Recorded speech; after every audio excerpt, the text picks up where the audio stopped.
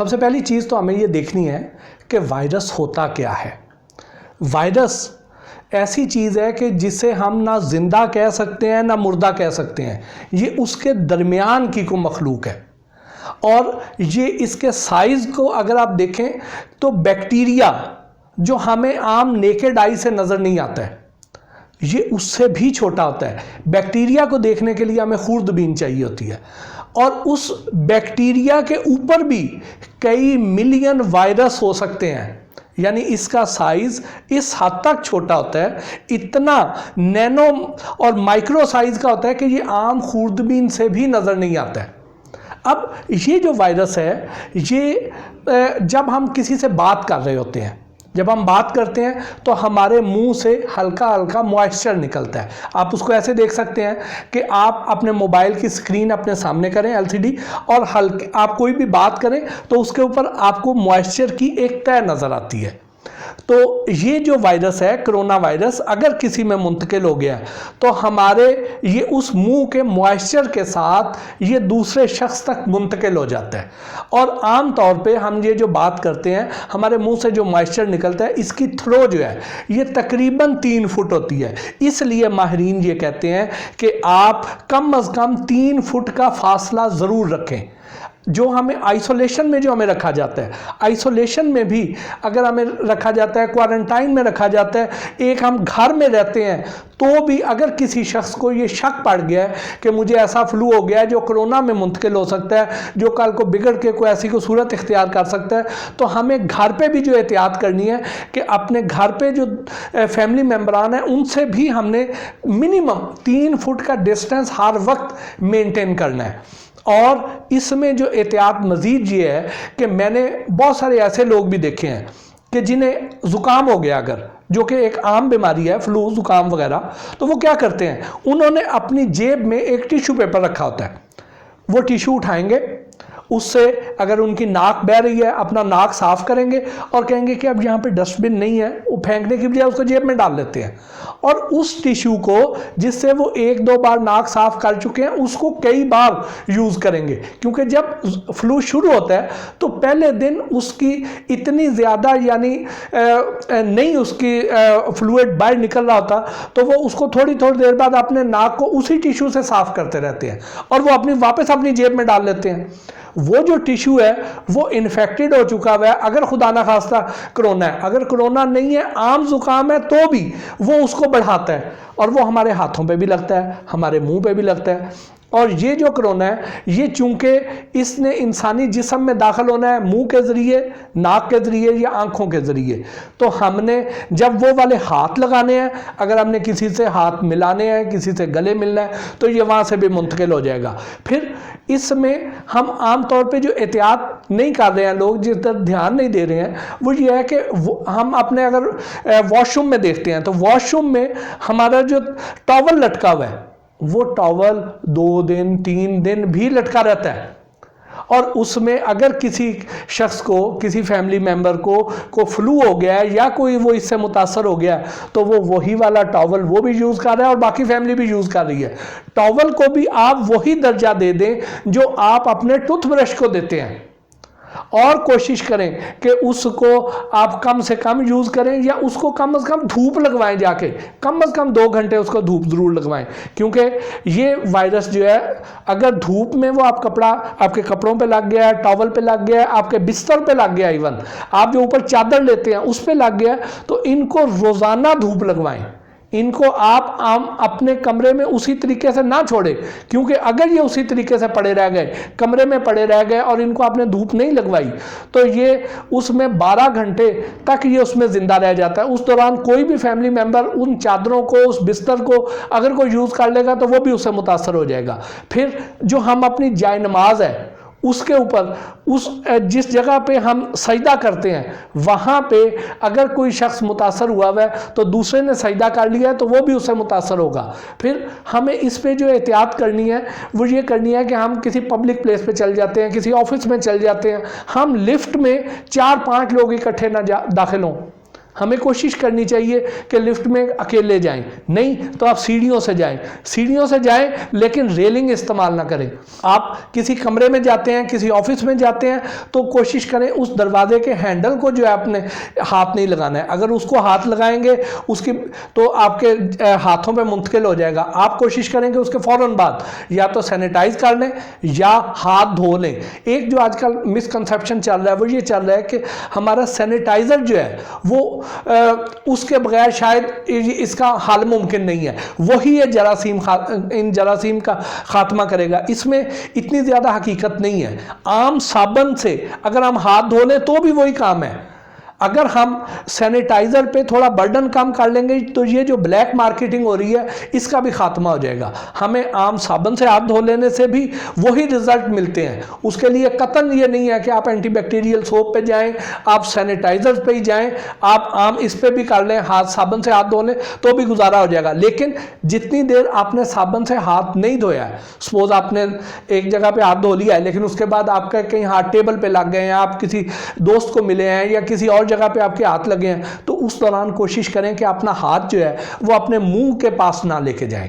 ताकि आप इससे बचे रहें। जब तक हम इस तरह की एहतियाती तदाबीर इख्तियार नहीं करेंगे तो ये मामला इसी तरह फैलता रहेगा। फिर उसके बाद आगे आ जाएं। अब हम आ जाते हैं अपनी खुराक की तरफ। इसमें होता ये है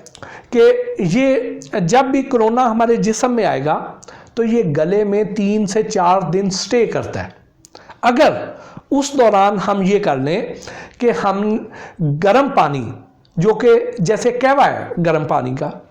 गर्म पानी उसमें हम शहद डालें। शहद ऐसी चीज़ है जिसमें अल्लाह ताला ने हर बीमारी की शिफा रखी हुई है। और हमारे हजूर नबी करीम सल्लल्लाहु अलैहि वसल्लम आज से 1400 साल पहले ये बता गए हैं कि कलवंजी में शिफा है और शहद में शिफा है। कुरान पाक की बहुत सी ऐसी सूरतें हैं, बहुत सी ऐसी अहादीस हैं जिसमें बार बार शहद का जिक्र आया। तो हमें ये कोशिश करनी चाहिए कि शहद जो है वो इतने गर्म पानी में लें कि जिसे हमारा गला बर्दाश्त कर ले, उसमें हम शहद डालें, रोज़ सुबह खाली पेट पी लें। बल्कि एक मुझे हदीस ये भी याद है कि हुज़ूर पाक सल्लल्लाहु अलैहि वसल्लम ने कहा कि अगर आप महीने में 3 बार सुबह निहारमुर शहद इस्तेमाल कर लें तो आपको उस पूरे महीने कोई बीमारी नहीं होगी।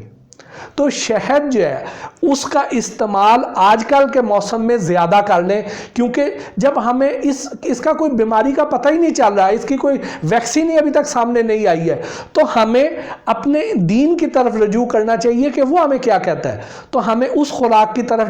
जाना चाहिए जिससे हमारे गले को सूदिंग इफेक्ट भी मिलेगा। गले में अगर वो वायरस मौजूद है तो उसे इस गर्म पानी वाले शहद से वो वायरस वहीं पर ख़त्म हो जाएगा और हमारे फेफड़ों पे असरअंदाज नहीं होएगा। तो कोशिश करें कि इसको अपनी आदत बना लें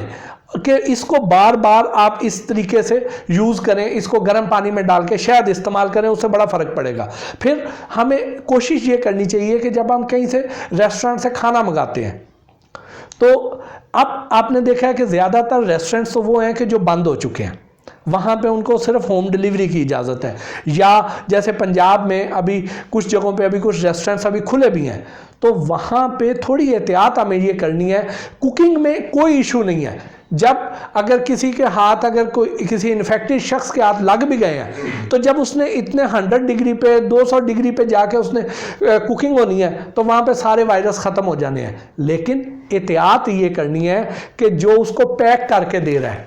क्या खुदा ना खास्ता वो तो इससे मुतासर नहीं है, वहाँ पे मैं अपने रेस्टोरेंट मालकान से ये अपील करूँगा कि आप वहाँ पे सैनिटाइज़र इस्तेमाल करवाएं और आप अपनी सेहत का ख्याल तो रखते ही हैं, लेकिन अपने क्लाइंट्स की सेहत का ख्याल रखना भी आप पे उतना ही ज़रूरी है। क्योंकि अगर उनके हाथ सैनिटाइज नहीं होंगे या उन्होंने अगर ग्लव्स नहीं पहने हुए हैं या अगर वो ग्लव्स पहनने के बावजूद अपने हाथ अपने मुंह तक ले जाते हैं या उससे वो उनके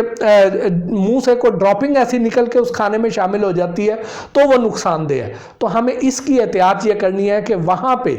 इसको ख़ास तौर पे ये ख्याल रखना है। और उसके साथ साथ मैं अपने उन दोस्तों से भी ये गुजारिश करना चाहूँगा कि जिनको ये फील हो रहा है कि मैं बीमार हो गया हूँ, मुझे फ्लू हो गया है, मुझे कोई ऐसी अलामतें ज़ाहिर होना शुरू हो गई हैं, तो मुझे ये चाहिए कि मैं मास्क लगा लूँ, बजाय बाकी सारी दुनिया मास्क लगाने के। जो खुद बीमार हुआ है वो अगर मास्क लगा लेगा तो वो अपनी ये ड्रॉपिंग्स जो है वो दूसरों में मुंतकिल नहीं करेगा। तो हम अगर इन छोटी छोटी चीज़ों का ख्याल रख लें तो इसमें हम खासी हद तक काबू पाने में कामयाब हो सकते हैं। अब इसमें एक और अहम मामला भी है, वो ये है कि आपने होम डिलीवरी ऑर्डर की, खाना आपके पास आ गया। अब आपको नहीं पता है कि वो खाना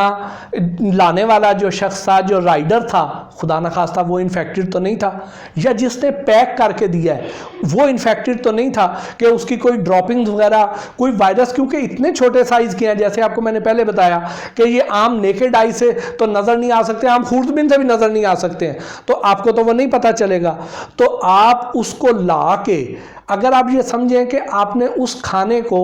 सबसे पहली जो एहतियात करनी है वो ये करनी है कि जैसे ही आपने खाना वसूल करना है तो उसके बाद आपने अपने हाथ सैनिटाइज करने हैं, और अपने हाथ सैनिटाइज करने के बाद उस खाने को आप अपने बर्तनों में मुंतकिल करेंगे, और कोशिश करें कि उसको किसी ऐसे ओवन में गर्म करें। माइक्रोवेव ओवन में गर्म नहीं करना। माइक्रोवेव ओवन का प्रिंसिपल क्या है, वो कैसे गर्म करता है? वो ये करता है कि आपकी जो भी जो खाना है, खाने के अंदर जो मॉइस्चर है, उस मॉइस्चर के जो न्यूरॉन्स हैं उनकी मूवमेंट उसने तेज़ करनी है और खाना गर्म हो जाना है। लेकिन ये जो वायरस है ये वो न्यूरॉन्स में शामिल नहीं है, इसमें कोई ऐसी नमी भी शामिल नहीं है, ये कोई ऐसी प्रोडक्ट नहीं है कि जिसे माइक्रोवेव उधर उसकी रेज इसे ख़त्म कर देंगी। इसलिए इसको आप ये कर लें कि अगर आपके घर में कोई ऐसा ओवन है जो माइक्रोवेव नहीं है लेकिन उसमें आप रोस्ट कर लेते हैं कोई चीज़, सपोज आप उसमें बेकिंग करते हैं, तो उस वाले ओवन में रख के हाई टेम्परेचर पे उसको 2 मिनट के लिए कर दें, तो उससे ये है कि ये सारे जर्म्स उसके ख़त्म हो जाएंगे, वो ऑलमोस्ट स्टेरिलाइज हो जाएगा। दूसरा तरीका ये है कि अगर वो कोई ऐसी प्रोडक्ट है कि आप उसको तवे के ऊपर कर लें, जिनके पास ओवन ऐसे नहीं है, आप उसको तवे के ऊपर कर लें, अच्छे तरीके से कर लें, तो वहाँ से भी ये मसला हल हो जाएगा। और वो करने के बाद फिर अपने हाथ सैनिटाइज करें और फिर वो खाएं, इंशाल्लाह आपको उस खाने से कोई भी मसला नहीं होएगा। फिर उसके बाद आप ये देखिए कि आप बाज़ार जाते हैं, आपने नॉर्मल अपनी ज़िंदगी जीने के लिए आपने ख़रीदारी करनी है। अब ख़रीदारी जब आप करते हैं, अब बाज़ार से चीज़ें ख़रीदते हैं, एक तो ये कोशिश करें कि आप किसी ऐसे डिपार्टमेंटल स्टोर में गए हैं, किसी ऐसे शॉपिंग सेंटर में गए हैं, तो वहाँ पे आप अपना 3 फुट का फासला मेंटेन नहीं कर सकते हैं, तो उसमें आपने कोशिश करनी है कि आपने खुद अपने आप को बचाना है, आपने वहाँ पे मास्क ज़रूर लगा लेना है ताकि आप अपने आप को बचाएं। और कोशिश करें कि हैंड सैनिटाइज़र साथ रखें, बार बार अपने हाथ साफ़ करते रहें, और उस दौरान अपने हाथ, जितनी देर का वक्फा होगा उतनी देर में अपने हाथों को अपने मुंह तक नहीं लेके जाना। फिर आप सब्ज़ी ख़रीदते हैं, अब आपको तो नहीं पता कि वो जो सब्ज़ी फ़रोश है, वो जो फल फ़रोश है, वो तो खुदा न खास्ता मुतासर नहीं है इससे। तो आपने क्या करना है कि जो फल है, फल की तो कुकिंग नहीं होती है, फल तो आपने उसी तरीके से आपने करने हैं। तो फलों के लिए ये है कि फल घानाएं और उसको गर्म पानी से धो लें। आप गर्म पानी से धो लें